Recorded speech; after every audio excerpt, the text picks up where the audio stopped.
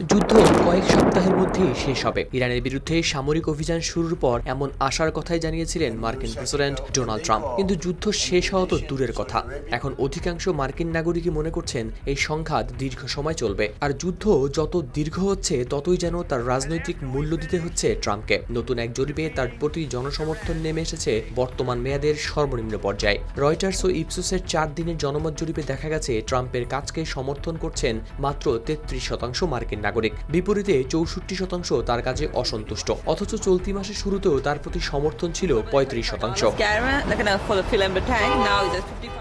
এর আগে 2025 সালে দ্বিতীয়বার হোয়াইট হাউসে ফেরার সময় ট্রাম্পের প্রতি সমর্থন ছিল প্রায় অর্ধেক মার্কিন নাগরিকের। কিন্তু ইরানের বিরুদ্ধে সামরিক অভিযান শুরু হওয়ার পর বদলাতে থাকে এই চিত্র। এর বড় কারণ, যুদ্ধের প্রভাব এখন শুধু যুদ্ধক্ষেত্রেই সীমাবদ্ধ নেই। সংঘাতের কারণে বিশ্ব জ্বালানি বাজারেও তৈরি হয়েছে চাপ। তেল সরবরাহ বাধাগ্রস্ত হওয়ায় যুক্তরাষ্ট্রে বেড়েছে পেট্রোলের দাম। ফলে যুদ্ধের খরচের সঙ্গে জীবনযাত্রার বাড়তি ব্যয়ও অনুভব করছেন মার্কিন নাগরিকরা। আর এখানেই ট্রাম্পের জন্য তৈরি হয়েছে নতুন রাজনৈতিক সংকট। নির্বাচনী প্রচারে তিনি দীর্ঘস্থায়ী যুদ্ধে না জড়ানোর পাশাপাশি মূল্যস্ফীতি নিয়ন্ত্রণে রাখার প্রতিশ্রুতি দিয়েছিলেন। কিন্তু রয়টার্স ইপসোসের জরিপে অংশ নেওয়া 80% মানুষই মনে করছেন ইরানের সঙ্গে যুদ্ধ দীর্ঘ সময় ধরে চলবে। ডেমোক্র্যাটদের মধ্যে এই হার 87%, আর রিপাবলিকানদের মধ্যে 71%। মাত্র 16% মনে করছেন কয়েক সপ্তাহের মধ্যে শেষ হতে পারে এই যুদ্ধ।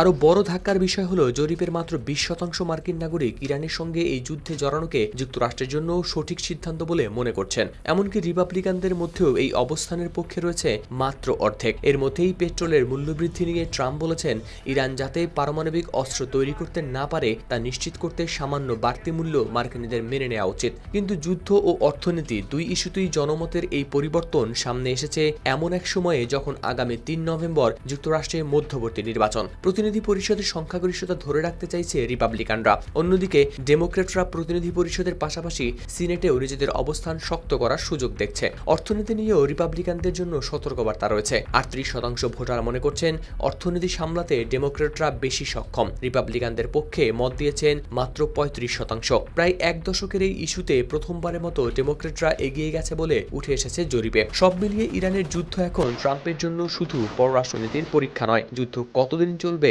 পেট্রোলের দাম কোথায় গিয়ে ঠেকবে এবং তার প্রভাব ভোটারদের সিদ্ধান্তে কতটা পড়বে মধ্যবর্তী নির্বাচনের আগে, এই 3 প্রশ্নই এখন ট্রাম্প ও রিপাবলিকানদের জন্য হয়ে উঠেছে বড় রাজনৈতিক চ্যালেঞ্জ।